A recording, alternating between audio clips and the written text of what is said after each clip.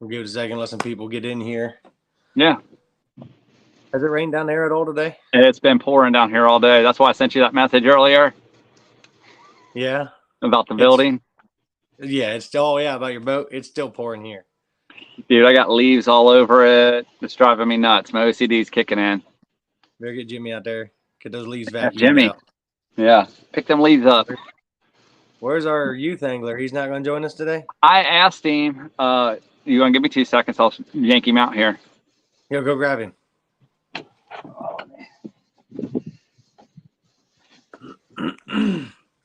Oh, my goodness.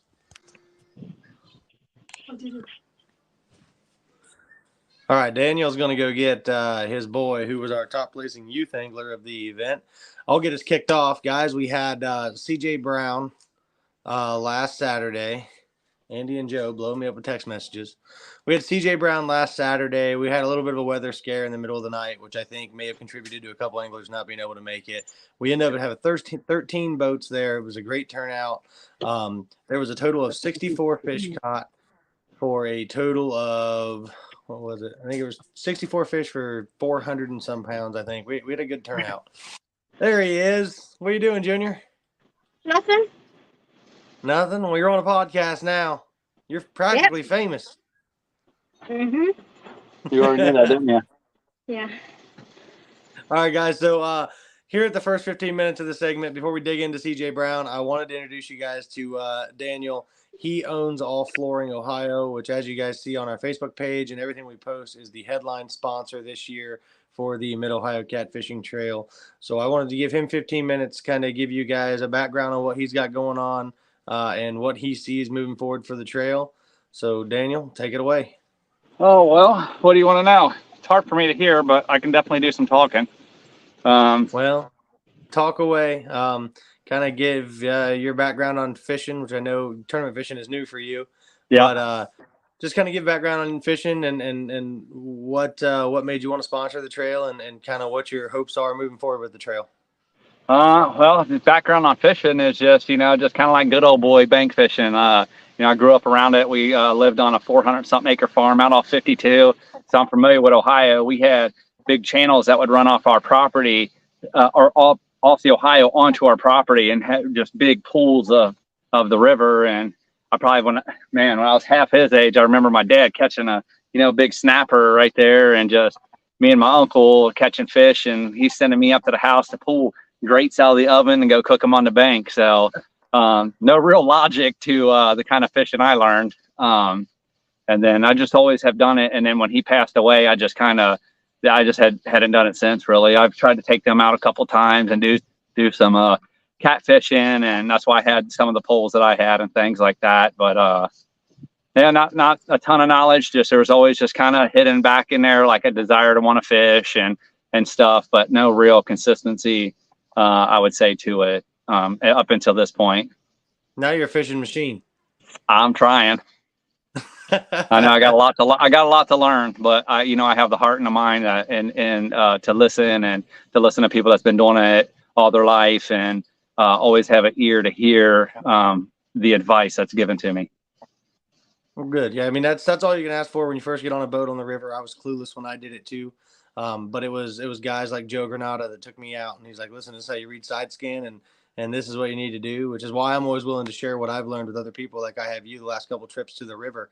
But yeah, I mean, it's cool that you got a boat. It's cool that you're willing to learn, and you're a lot different than other people I've taken out because you're truly willing to learn. I mean, you've got the best setup in catfishing, but that doesn't make you the kind of person that's like, oh, I know what I'm doing. You're wide open ears, and you want to learn what to do, and you listen to the advice I give, which is admirable because I've tried to teach other people and they kind of just pass me off. And I've learned that from the industry that I'm in. That there's a lot of people in my industry, and some of it's my family that they've been doing it their whole life, and you can't tell them nothing. No matter if it's a better way or you see them struggling, whatever, they just won't listen.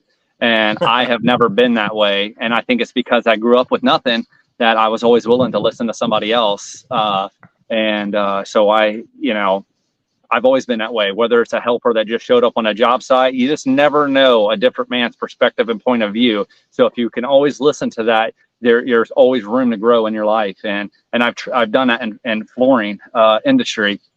And that's what's, I believe that you can take somebody that's good, that will listen, and you can make them great at something.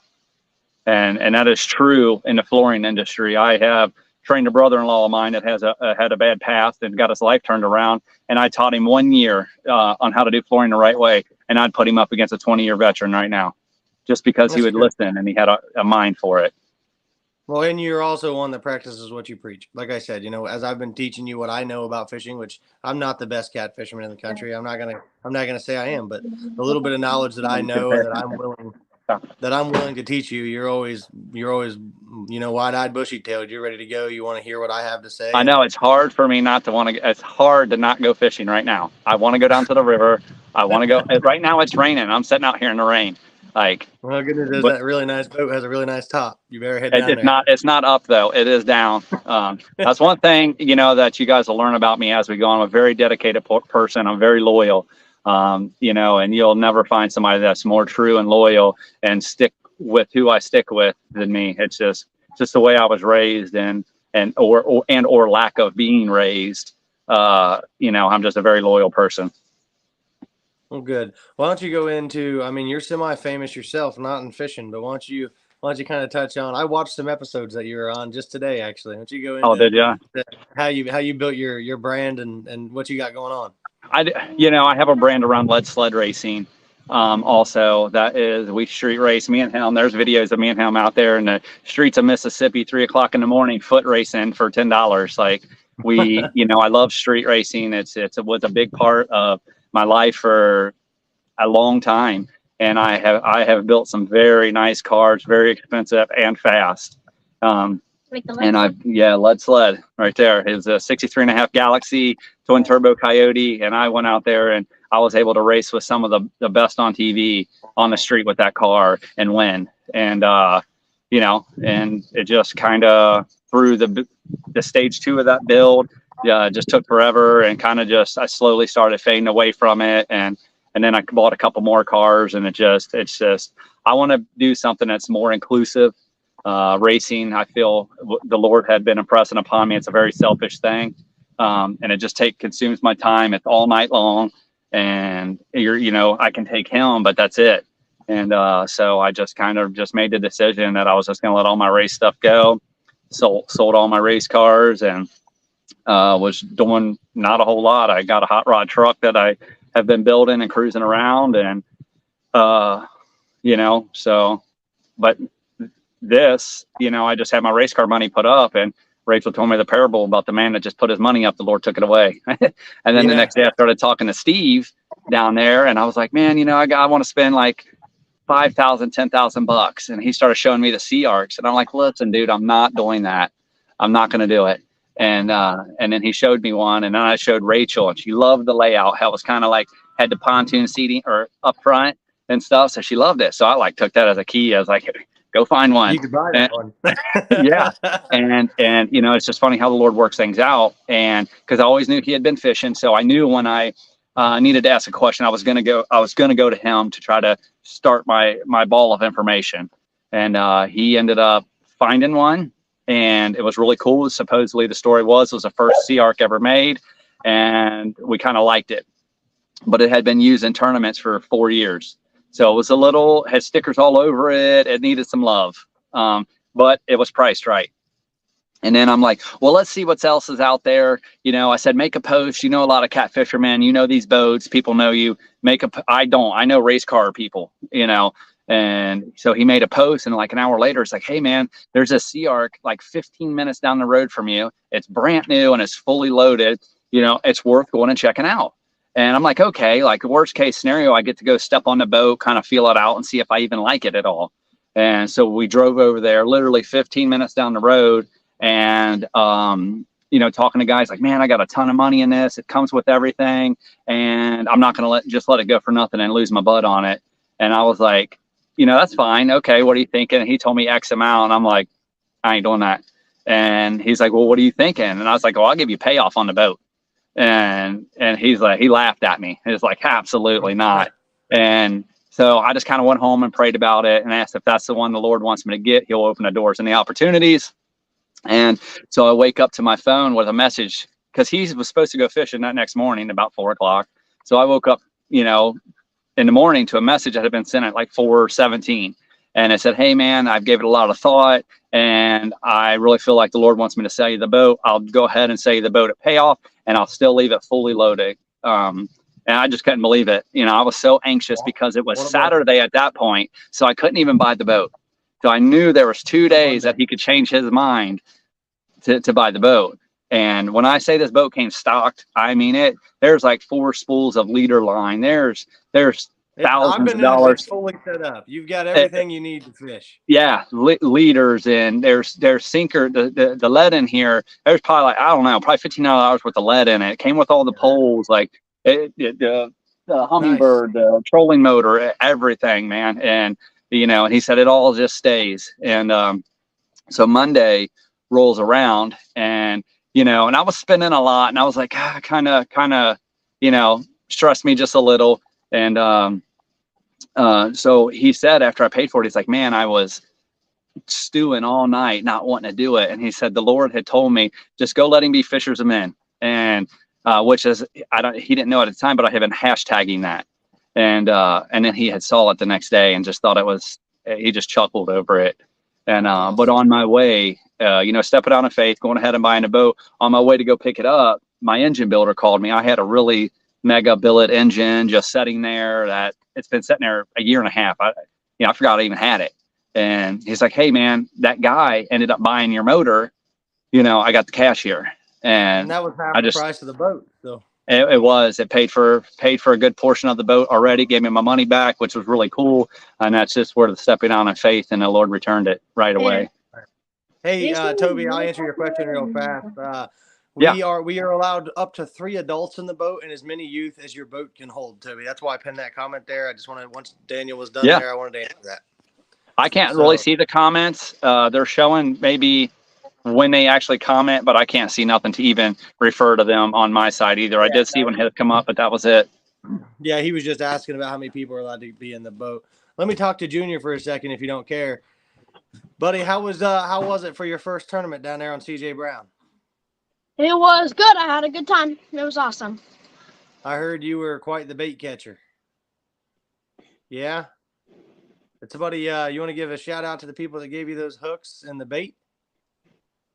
You remember who that was? Who gave you your bait and your worms?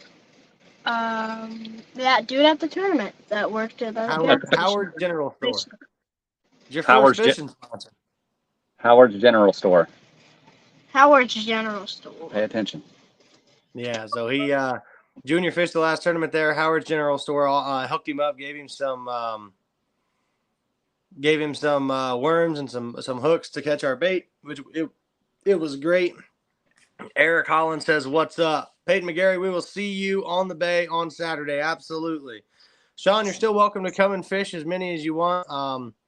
Never know, if you could win 3, you may still be able to win the Angler of the Year race. You only have to fish 5 to fish the championship, but if you can rack up enough points to win on the limited number you fish, that you could be in the Angler of the Year. Angler of the Year is, you have to, 5 events would help you, but the qualify to the championship, you have to fish 5.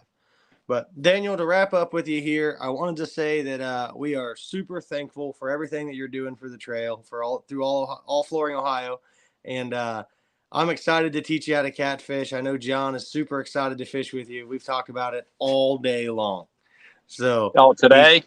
He feels like the Lord has given him an awesome opportunity to fish with you and to learn. It's funny how the Lord does that. He calls it divine appointments. And, you know, I just like Christians supporting Christians. I love that, you know, you're a follower of Christ. Our company is, your company is. So, and I mean, what better way to invest in, you know, being able to build relationships, being able to be an impact to people, whether it is spiritual or it's just somebody that needs help with their boat and trailer, or, you know, just at any aspect. I think it's really cool as long as the Lord's involved and around it. And, you know, I'm game into it all. And I plan on being here next year with the same kind of support. And I don't see anything changing anytime soon. We appreciate that. So my next 2 guys are waiting in the queue here, and they're eager to talk about how they fish CJ Brown. So awesome. Like I said, I wanted to give you 15 minutes, kind of get your story out there, and to thank that's cool, brother. Thank you everything you've done for us, and I look forward to the friendship moving forward. The sponsorship. We are just getting started. You're right. So, but no, thanks. Like I said, I'll get these guys in here. Stay tuned here and try to participate in the chat if you got any questions. Yes, sir. We'll see you, buddy. Later, bro.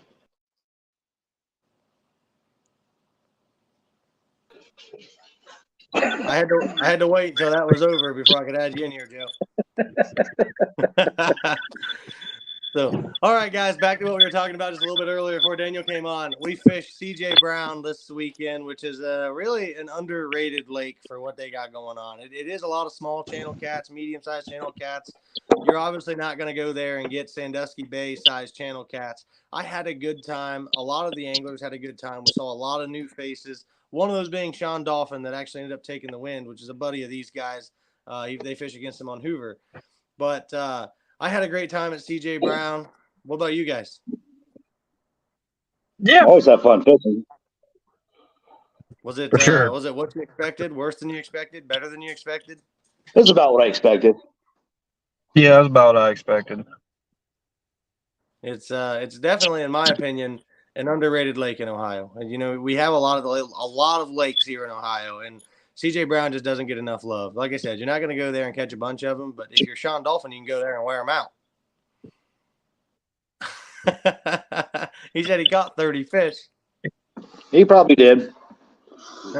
So what did you guys do? 24. What did you guys do different than everybody else that landed you just 0.5 of a pound out of first place? I don't know if we did anything different. Yeah, I mean, we trolled all night. Daniel wants to remind us. I've been talking to you about this, Joe. They threw a 2-pound fish back before they had their 5. Never did. No. Yeah, that's what I told him. I said, yeah, I said, One pounder at one point. we had like a 1/2 pounder in our box at the very beginning that I was refusing to let go of until we had our 5. Yeah, you get 5 fish in a boat first, and then you start worried about getting the little ones back. Yeah, that's how I felt too. You know, and Daniel, obviously he's new at this. John's new at boat fishing, so he's used to measuring fish, putting them right back in the water. So they're trying to figure everything out. I think later on in the year here, as we keep going, he said, will never happen again. As we keep going, I think those guys are going to figure it out. And Daniel, with being as knowledgeable, the little bit of knowledge that I've taught him and as willing to learn as he is and as knowledgeable as John is, I think they're going to be competitors throughout the year. Yeah, they could. It's all, I'm going to say it's all luck. I mean, I honestly believe fishing is like 70% luck, 30% skill. I mean, you can put yourself on top of 100 fish, but you can't make any of those 100 fish bite. So you still have to, get lucky at some point. Yeah, no, I agree 100%. I always tell everybody that I don't go fishing for fish. I just find structure and put baits in them, and then it's up to the fish whether they're going to bite it or not. Yeah. Yep. We didn't do that at all Saturday. We just found we talked about it earlier.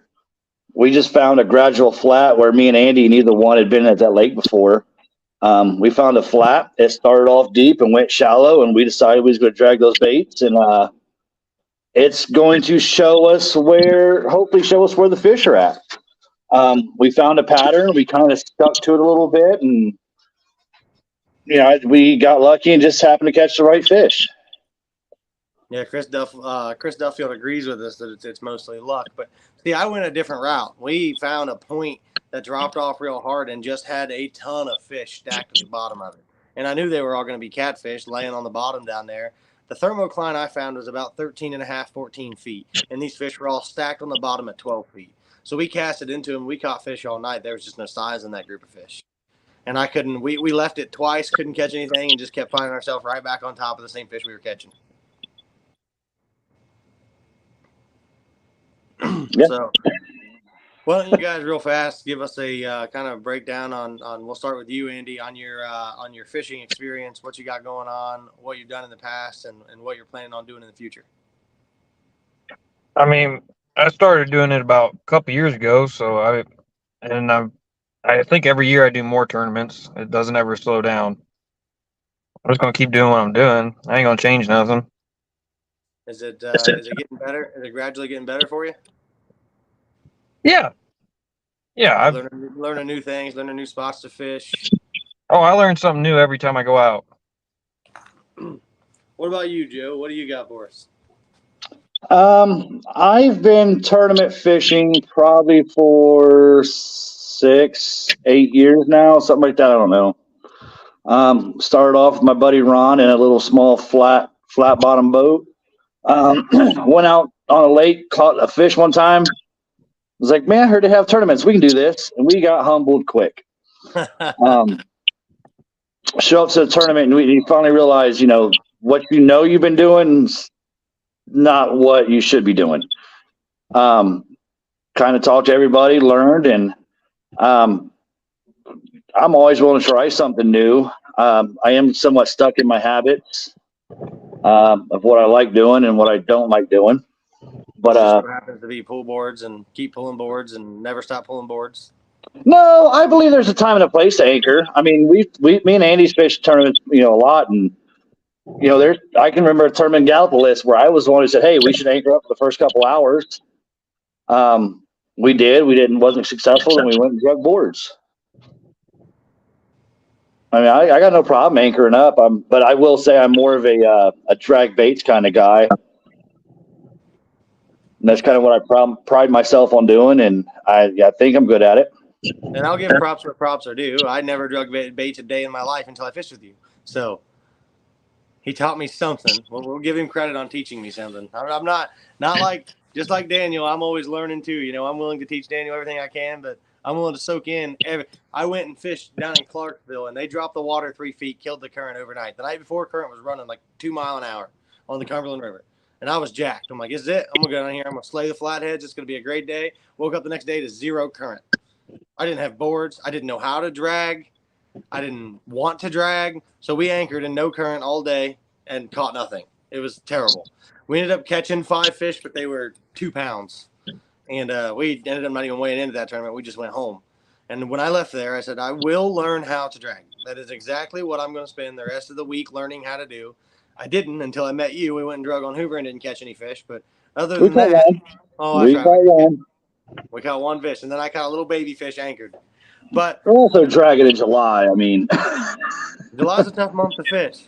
It really is. So for those of you guys that don't know, you guys met 1/3 of us last week with me, with Craig Shirey. He helps run 1/3 of the trail. I do it, and Joe is the other 1/3. So anybody who hasn't been to one of our tournaments, you may not know that. Joe made his appearance at our first tournament this past weekend. He was busy on the first one. I believe they're planning on fishing the next one, I hope. Yeah? They both love fishing the Sandusky Bay. We do love fishing Sandusky Bay. I love fishing Sandusky Bay. Fast. Just don't like fishing tournaments there. Yeah, because it's lottery. But I would imagine sitting 3rd in the points race, not very many points behind Craig and Jimmy. It'd probably be wise to come up there. Joe says that you're a good teacher on dragon. Or Chris says you're a good teacher on dragon, Joe. Did you teach Chris how to drag? I mean, I'm always willing to teach somebody, man.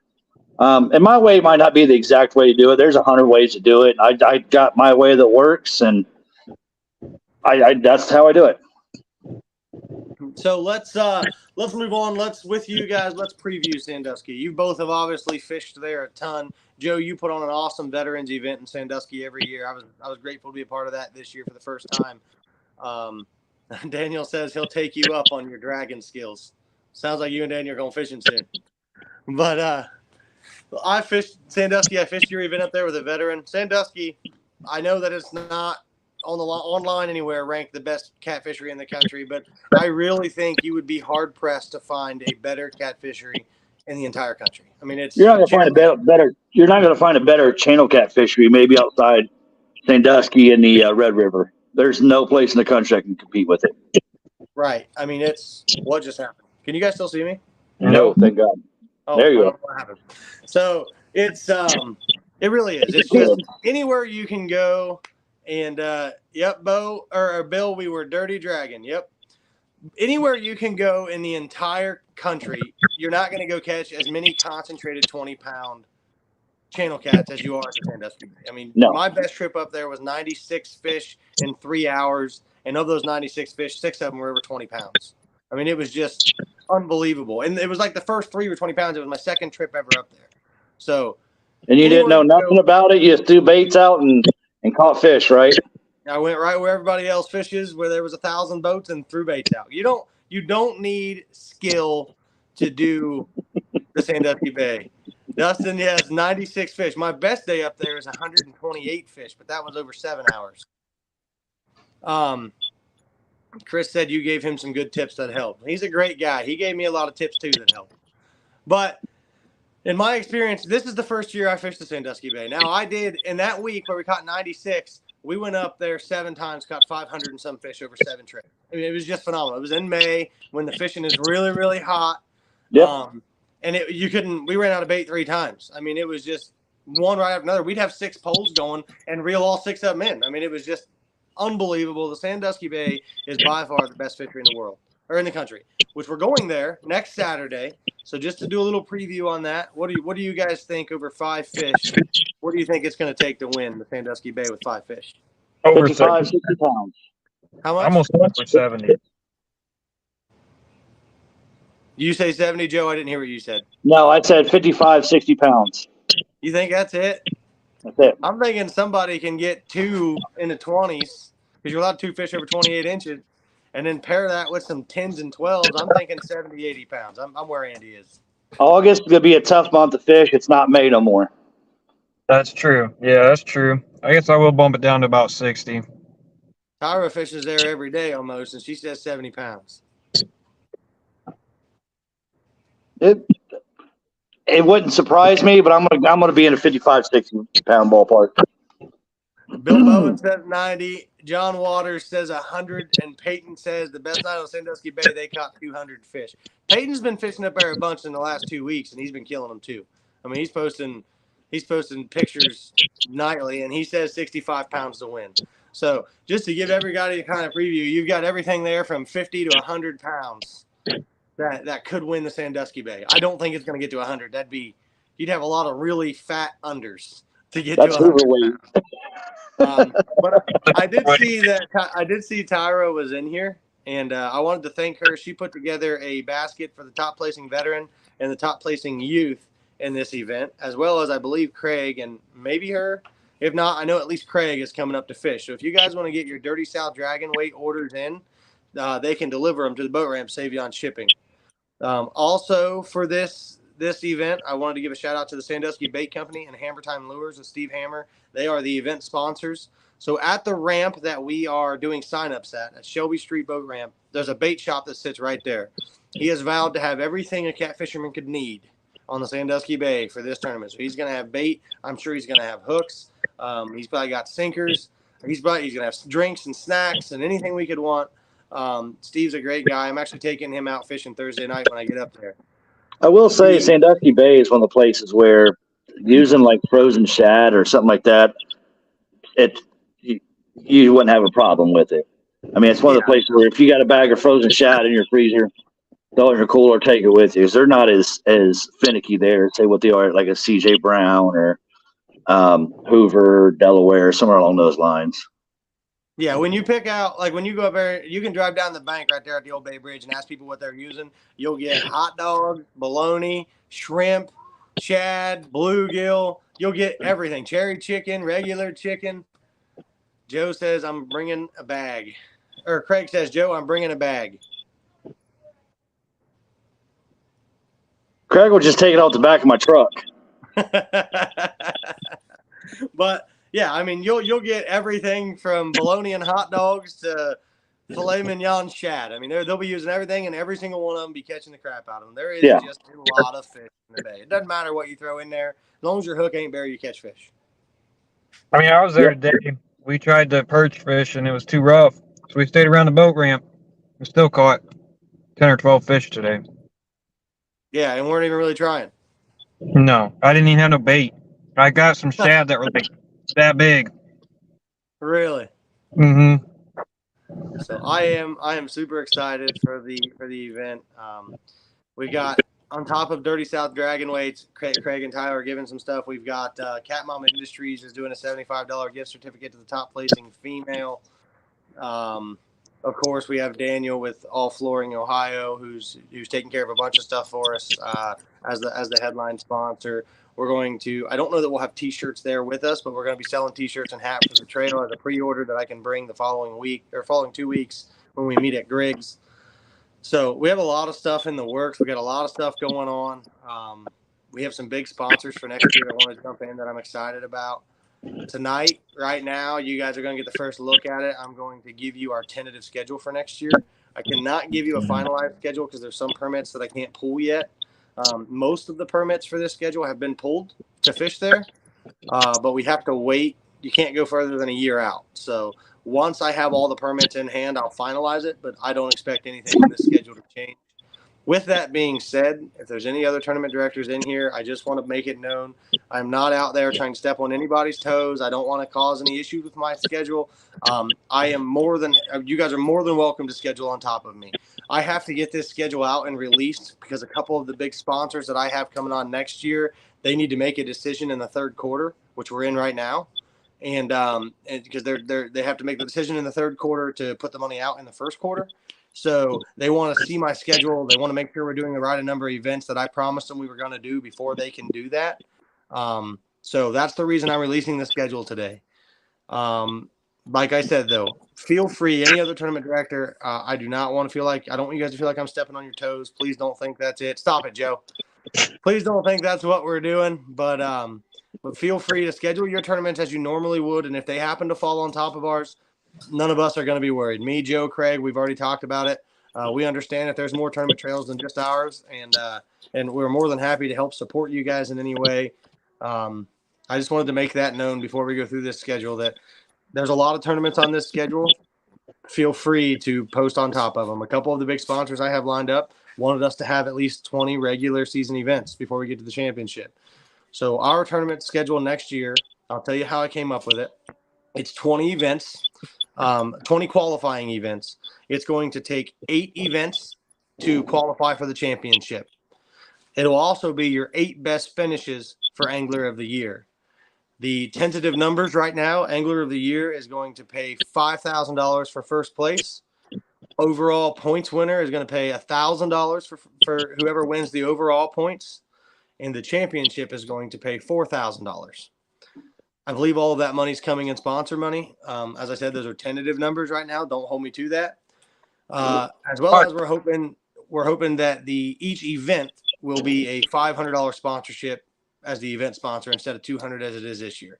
So we are trying to blow this thing out of the water last year. I'm only giving you those numbers because I'm about 95% sure that's what we're going to hit.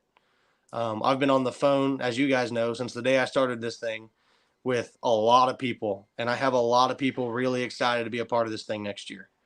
So we split the state. What we did was I took the state, I split it in 4 quadrants, straight across 70, straight down the middle of 270, up and down.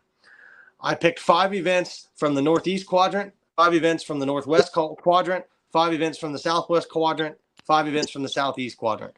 I wanted to make it to where no matter where you live in the state, I will have a tournament within an hour of your front door. I don't want people to have to drive 5 hours to fish. So I wanted to make this a statewide trail that caters to, there's not very many tournaments going on for the people in Ashtabula. They don't want to drive 7 hours all the way down to southeast Ohio or southwest Ohio. There's not a whole lot that the people in Toledo can get into. The people in southern Ohio, they have it a little better. They have the river that runs the whole stretch, so they can find tournaments wherever they want. But you got Ashtabula, Cleveland, Akron, Youngstown. Those guys, they got to drive forever to fish tournaments. So I made sure. Now, remember, the quadrant is just north of 70, right? So there's a couple tournaments just north of 70. But I tried to get one within an hour of every corner of the state, which I feel like I did a good job of. That way we can include all of the anglers in Ohio, because I truly believe here in Ohio we have a ton of really good anglers. And right now they're going to Alabama or Tennessee, Indiana, Illinois, Pittsburgh. They're going to all these other places to fish tournaments when we could offer that for them right here at home. We can keep the money local. So with that said, can I see your phone? With that said, let's go down this lake, and then I'll get you this list of lakes, and I'll get your guys' view on what you think. So our season is going to start on 4/6. Our season is going to end on 11/16. So on 4/6, we will open our season the Ohio River in Cincinnati. The boat ramp is still to be determined. I emailed the guy today that does all the permits for the river. He had no problem with the dates and the locations. We just have to nail down the boat ramp. Our next tournament will be 2 weeks later on Hoover. The following tournament will be a week later in Gallipolis on the Ohio and Kanawha Rivers. On May 4th, we'll be on the Sandusky Bay. On May 18th, we will be where the Ohio River and the Muskingum River converge in Marietta. On June 8th, we'll be at Rocky Fork, and I have already pulled that permit for the Deer Park ramp. On June 15th, we'll be at Deer Creek on the west ramp. On June 22nd, we'll be at Dillon. On 7/6, we'll be at Buckeye Lake. On 7/13, we'll be at Tappan Lake. On 7/27, we'll be in the Muskingum River in Beverly, Ohio. On 8/10, we'll be back to C.J. Brown. On 8/24, we'll be on Knox Lake. On 9/7, we'll be in the Muskingum River in McConnellsville. On 9/21, we'll be on Delaware. On 10/5, we'll be on Indian Lake. On 10/19, we'll be on Mosquito. On 10/26, we'll be on Caesars Creek. On 11/2, we'll be on the Griggs Reservoir. On 11/9, we'll be on East Fork. And then our championship will be 11/16 on the Ohio River. We're going to do the top 25 teams for the championship next year. Those 25 teams will then vote on where the championship is on the river. The same we're doing this year. Top 10 teams get to vote where we have the championship. That schedule is tentative. We could possibly have some changes if I can't pull the permits. If I can get all the permits, nothing changes. The dates will most likely not change because I don't want to do that to other tournament directors. They're going to plan their schedule according to mine. So the dates will not change. If I can't get a permit for a specific lake, we will pick another lake in the same quadrant that the tournament that we have is located in. One of the best things Craig Williams told me before I got my boat, I was so big, I was going to be traveling to different states and fish tournaments. He told me to stay around the Ohio and learn the waters, and I see why it's expensive to go state to state. I did that for 2 years. I fished professionally for 2 years, fishing all over the country, and it's expensive. I mean, a weekend's $3,500 by the time you pay for everything and your gas and why not offer my theory behind all of this was why not offer that right here? Why not offer that every weekend, get to go fishing in a big tournament right here in the state of Ohio? Our entry fee for next year is not going to change. It's going to stay $80. So it's still an affordable local tournament trail. What do you guys think on that? A lot of people in Ohio just need to remember what it is you're fishing. You have to accept Ohio for what it is. We don't have the blues like they have down south. We don't have, 80-pound blues running up and down the Ohio River like they do in the Tennessee River. You just have to understand that when you're fishing these lakes, that you're fishing for that 6 to 8 pound channel cat bite. Some of those are great flathead lakes. Knox is one of Andy's favorite lakes to fish. He loves it. Great flathead lake. They just had a tournament there from Catfish Chasers. Is that Rob's tournament series name? Cat Chasers, yep. Chasing Cats. Chasing Cats. What was it? 80 pounds with 5 fish? Yeah. Won it? Mm-hmm. That's what, 2 big flatheads and some channel cats? That was one big flathead, a 25-pounder, and some channel cats. 25 pounder is a big flathead. Let's not discourage it. No, not discouraging it. Yeah. Bill, short tournaments are hard to do. It's all inches and measurements. I would never do a bank tournament where people have to bring fish to the scale. There are people that do that, and in the places they do that, you can go within a week and see fish floating dead everywhere. So we try not to put that kind of stress on the fish. But I will tell you, Bill, that they have that going on at Hoover. They have a bank and kayak and boat. Joe Hatfield and Zach are heading that thing, and it was a pretty big success last time. So anybody that wants to do any bank fishing tournaments, I highly suggest you get a hold of Joe Hatfield or look at Central Ohio Catfishing Trail. their Facebook page, and there's all the stuff coming out about the kayak trail and stuff that's going on, or not kayak, but the second division, the boat, bank, and kayak division.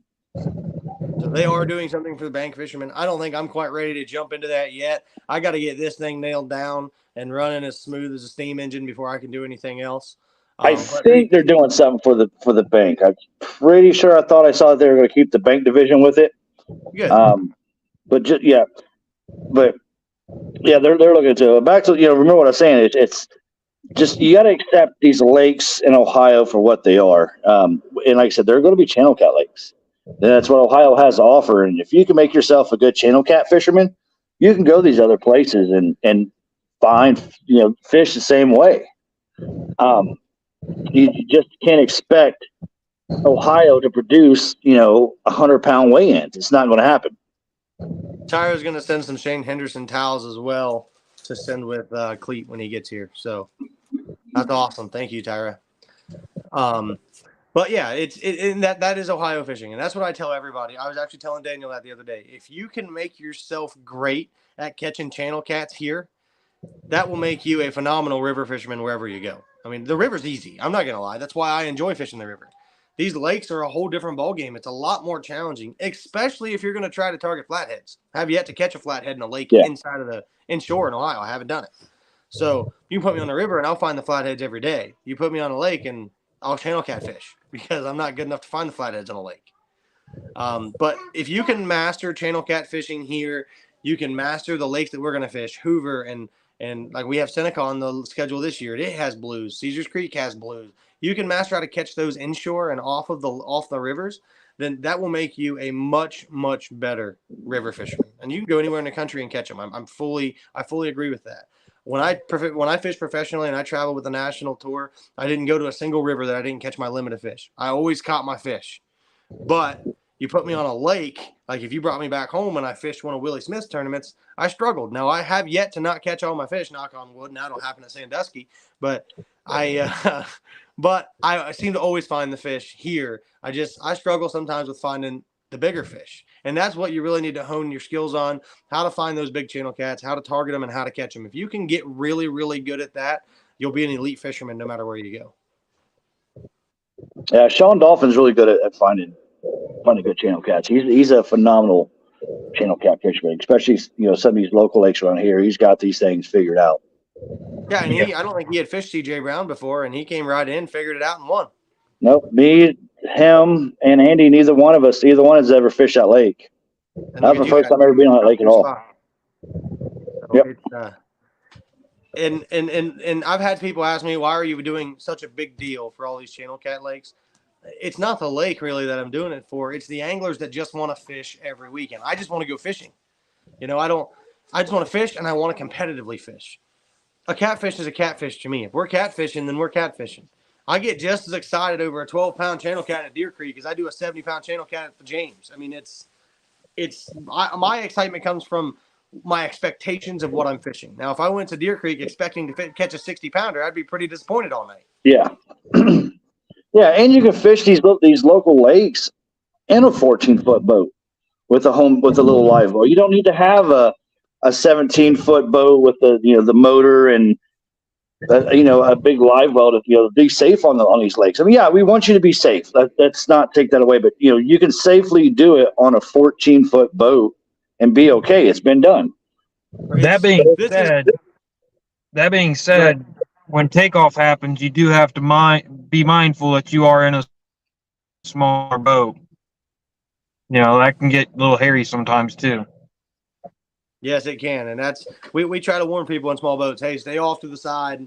You're not going to compete with a 21-foot sea arc. You're not going to do it. So just hang out for a second. Let everybody go. Everybody's safety is and I'm always the last one to leave the ramp just because I want to make sure that everybody's safe. Everybody got out okay. We're not battling something crazy. You got 8 hours to fish. I mean, you're right. The race to the first spot is, that's just that. Unless you're going to sit there and anchor in that spot all night, that spot's going to open back up eventually. Yeah. And so moving on to Sandusky, we do have a couple rule changes just for Sandusky. And those are, we're going to do a little different style on how you sign up. I'm going to be at the pavilion at Shelby Street Boat Ramp from 5 to 8 on Friday, just so I don't have 50 boats sitting in the parking lot Saturday morning trying to get everybody through to get them on the water. So if you want to come sign up early, I'll be there from 5 to 8 on Friday, and then I'll be back there Saturday morning from 4 until 6. I'll probably hang around until 6:30 just to get everybody squared away. After you sign up and you have your paper, you have your boat number, you sign the waiver, you have a thing of the rules. I have gone through the rules with you. You're able to leave and go trailer to any boat ramp any public boat ramp. And yes, Clemens is a public boat ramp because anybody can pay to launch there. You can go to any boat ramp you want, and then you can launch your boat at 5 in the morning. You can launch whenever. You can't leave the ramp until 5 in the morning. You cannot start fishing, no lines in, until 6 in the morning. I did it that way, again, with the smaller boats in mind. If there's a bunch of big boats sitting at the ramp and you're in a small boat, I would let all those boats leave before you try to leave. Hang out at the ramp. That just gives the ramp an hour to clear out so that everybody has a chance to leave the ramp safely. Lines in at 6 a.m., lines out at 2 p.m. Now, I give you, because we're at Sandusky and I'm letting you trailer, you have an hour from 2 line. One of the guys that help with the trail, whether it's Joe or it's Daniel or somebody, will be at the back of the line watching, and will drop a cone at the back of the line at 3 o'clock on the dot. Just to save face, and we'll go over this when I'm handing you your rules, just to save face and so that we have a definitive deadline. If you're not back by 3 o'clock, you cannot weigh in. If something tragic happens, you can call me, Joe, and Craig will discuss it. But I just want to draw that black line right now. 3 o'clock is the cutoff. I just don't want to be waiting at 3:50 and somebody comes straggling in. That's more than enough time. I mean, an hour. Most people give you 30 minutes. I'm giving you an hour. I get it. Clemens, the other one on the other side of the lake. What am I thinking of? Johnson Island. That one. That one. That's 35 minutes away. So, what is the name of that boat? Dempsey. So that's 35 minutes away. So I give you an hour to get back. Everybody get in line. We're going to do a drive-through weigh in. I'm going to have a couple guys get your tote. We're going to weigh your fish. They're going to grab your tote, bring it to me, weigh your fish, give them back to you. You'll keep on driving up. You'll put your fish back in the water, and then you'll go park and you can hang out and watch the rest of the weigh in. We're going to be as efficient as possible. But the main things at Sandusky that we're focused on is fish health and angler safety. Those two above everything else. So once you get your fish, we're going to handle them one time. You're going to put them in the bucket. We're going to weigh them, hand them back to you, and then you're going to put them in the water. That way we're in, we're out. All the fish get taken care of. Everybody gets through the line as quick as possible. If we get to 50 boats, we do have a sponsor that's willing to throw $500 on top of big fish. So he says if we hit that number, he's going to add $500 of his own money to the big fish pot, which is going to be, that'd take the big fish unbelievable. At 50 boats, that's $1,000 for big fish if he adds his $500 to it. So spread the word as much as you guys can. We would love for this Sandusky event to be big. Real quick, Andy, what was the water temperature up there today? It was 76 degrees. Okay, that's not horrible, but just want to remind everybody, if you want to keep that water cool, do a few little things like freeze a couple 2-liter bottles of water. Throw them in your live wells. That's going to help, keep that water cool and keep those fish healthy. 2-liter bottles, you can do just some regular old water bottles, just a little bit of ice and drop them in your live wells. Help keep that water cool. That's going to make a big difference. One thing, there's going to be a lot of cool off that bay. What happened, Andy? We didn't hear you. I said there'll be a lot of fresh water coming in that'll cool off that bay a little bit this week too. Yeah, so at least we're not over 80 degrees. But another thing you can do, as Joe was saying, you can make the water colder. But people don't realize how much effect it has if you just take one of those Mr. Drubblers and put it in the water. I know it's not huge, but it does help a lot. I had some fish struggling at Deer Creek. I dropped one in my live well, and they came right back to life. So fresh water on your phone. We all got smartphones. Set a timer for every 45 minutes. Do just quick water change. Yep. And that's what big thing people don't realize too. Yeah. Even if you just pump a gallon out and a gallon back in, and some fresh water is better than no fresh water. Yep, and that's and just to reiterate, a dead fish at the scale will disqualify you. So if you've got a dead fish, or if you got a struggling fish, it's always best just to let them go and replace them. I mean, I've done that with my biggest fish in my box before, but I didn't want to hurt the fish. I didn't want to kill the fish. I didn't want to bring a dead fish to weigh in. So we were fishing. It was actually the first day of rising sun last year. I let a 40-pound fish go because it kept turning upside down. I was worried it was going to die. So we held it in the water. Go with Rising Sun last year because of that. We held him in the water. We got his gills moved again, held his tail. He swam away just fine. So just fish safety, fish health, angler safety. That is what we are most worried about. Don't put yourself in dangerous situations. It is the bay. I'm going to watch the weather really, really close, and I will make a call on the bay Saturday morning if we're not going to have it. Saturday morning, it'll be by 4 o'clock in the morning. So wake up, check your phone first thing. What I'm not going to do is put anglers out there and get them in trouble with the wind and the waves, and I'm not going to do that. So I know what's safe. I've fished Lake Erie for 10 years. I know what it's like to be out there, and I know how to make that judgment call, as well as I can lean on people like Tyra or Cleet, Joe, if I need to. Andy. But Andy, I mean, there's several people I can call and make an educated decision. But the one thing that's not going to happen on my watch is I'm not going to put boats out in a dangerous situation. Yep. Life jackets. I mean, you can't preach it enough. Yeah, we don't have a rule that says that they have to be worn, but me and Andy will wear them almost every time the boat's moving. Now, if we're dragging baits, we'll take them off or something like that. But when we're moving spots, it don't hurt to throw a life jacket on. Especially on water that you don't know. Yeah, no, that's it. It's and like I said, I've been on Lake Erie before and had a boat die out in 6-footers. I thought I was going to die. I'm not going to lie. I washed us into Kelly's Island, sank the boat right there at the edge of Kelly's Island. I know how scary it can get in the flip of a switch on Lake Erie. So, just wanted everybody to know that that's our main priority is everybody who launches comes back safe. Everybody who comes there to fish is there to have a good time. We don't want to put anybody in a situation where it's dangerous or scary. That's not it at all. And with that said, when you sign up, you're going to get a rule sheet. On that rule sheet's my cell phone number. I don't care how small of an issue you think you're having. On Lake Erie, a very small issue becomes a really big issue really fast. Yep. Anything that happens, I don't care. I am fishing the event, but I will happily reel my poles in to come and help anybody who's in trouble. I mean, Peyton fishes up there all the time. He agrees. Changes in a matter of minutes. So if anything happens, and I'm going to be preaching that when I'm handing out we're not having a captain's meeting, but when I'm handing out the rules, I will make sure I highlight my phone number, anything. And I'll tell you, if 5 of you guys call, I know I can call 5 other anglers and we can get you to safety. Like I said, at the end of the day, we're all there to fish. We're all there to win, but we're all there to help somebody too. So can't stress the safety part enough. But this podcast was really about let's preview Sandusky. I want to get a couple different people's opinions like Joe and Andy, and then also get the new schedule out and let you guys see what's going on, what our plans are. This thing next year is going to be there's a lot of tournaments. It's going to be a lot of work on my end. I'm more than happy to do it. I can't wait. And as this year progresses and everyone starts coming onto our trail and they see how good it is, I really think we're going to have a solid trail next year. And to give a shout out to some of the people that's helped us along this year so far. Obviously, our trail sponsor, our headline sponsor is Daniel with All Flooring Ohio. We have Sizzle Marine, who sponsored all the money for our points race at the end of the year. Whoever wins is going to get a check from Sizzle Marine. River Catfishing, which is Ohio River Catfishing on TikTok, which is me.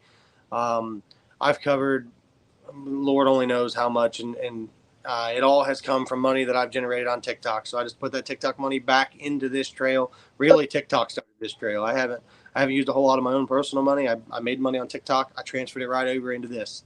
So that's there's been a lot of money that comes from that. We have Ohio Ridge Outdoors, which has been with me for several years. He sponsored me as my personal angling adventures. He was one of my main sponsors. He transferred that onto the trail, gave away some discounts on some hunts at our first event. On top of that, we have the Old Post Bait Shop. They are our sponsor for the Hoover event. They're going to add $250 to the Hoover pot. We have Sandusky Bait Company and Hammer Time Lures, which is adding $250 to this Sandusky pot. We have Howard's General Store, which gave some veterans items that Joe won at CJ Brown, as well as some money to add on to Big Fish. I'll check him out. He's wearing it. Howard's Lakeside General Store. Shane Holzchew. I can't pronounce his last name. He gave $50 for big fish in the last one. He does tattoos out of Columbus. He's also one of our anglers. He couldn't make it, so he donated $50. Dirty South Dragon Weights is putting together a package for veterans and for youth for Sandusky, as well as coming up to fish the event. Tyra has been great in helping promote this event. Also, guys, right after our event, Tyra and Cleet are throwing their own event up there. I'm going to share it to the page so you guys can look at it.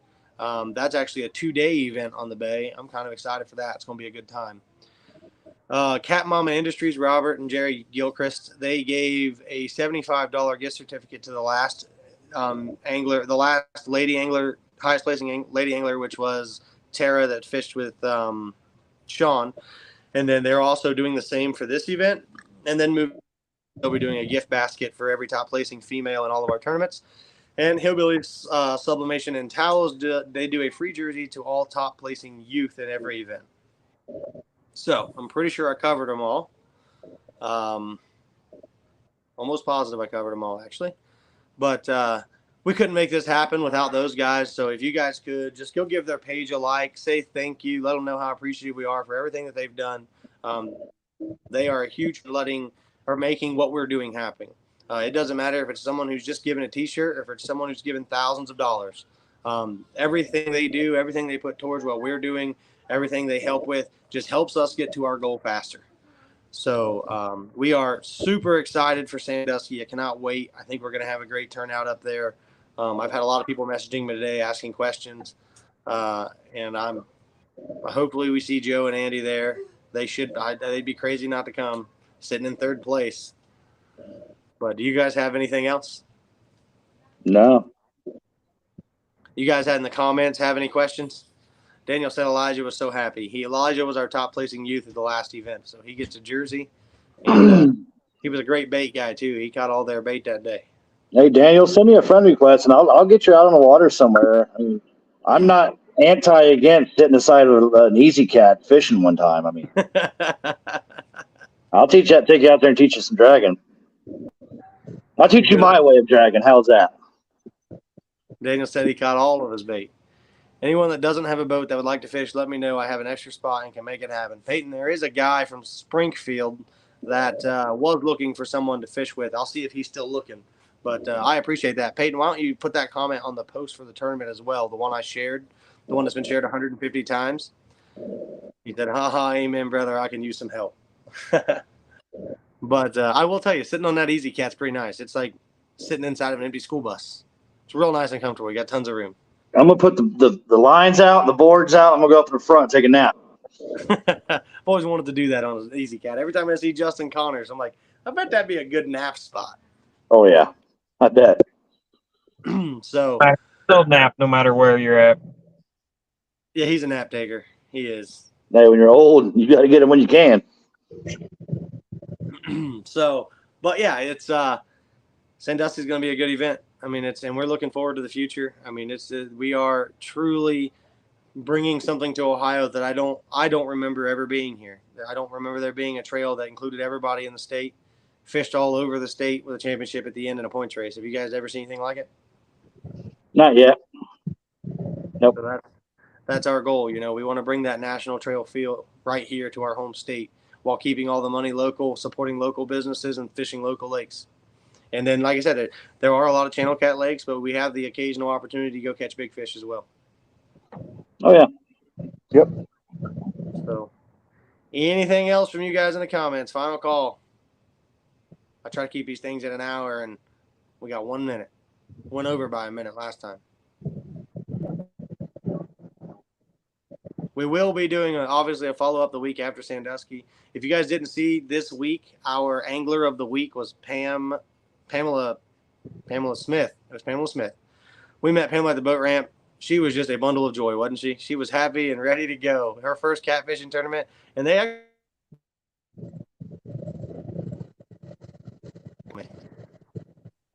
did all right. I mean, her and her nephew came out, fished the first tournament they've ever fished. It was a real good time. So nobody has any questions, you guys don't have anything else, of course, Joe, I appreciate everything that you helped me with and helping run the trail. Andy, I appreciate you being so dedicated and making sure, like just like Deer Creek, last 2 hours, you figured you come fish it. So it's going to take that that core group of anglers to keep us going on those days that I mean, maybe somebody else schedules a tournament that they want to fish, which I'm fine with. So, but I'm happy to have you guys along. I'm happy that you guys represent the trail so well. But that's all I got. Well, thank you, sir. You have a good one. You too. Yep. See you guys.